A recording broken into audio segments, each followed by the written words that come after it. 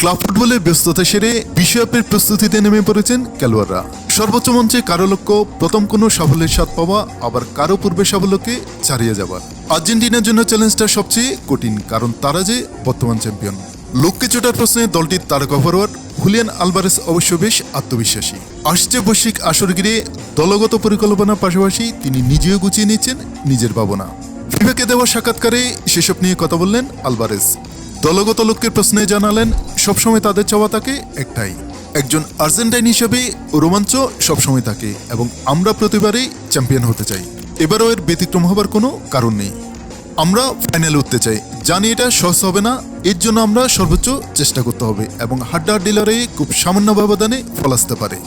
তবে আমরা যতটা সম্ভব প্রস্তুত থাকবো এবং ধাপে ধাপে এগিয়ে যাব।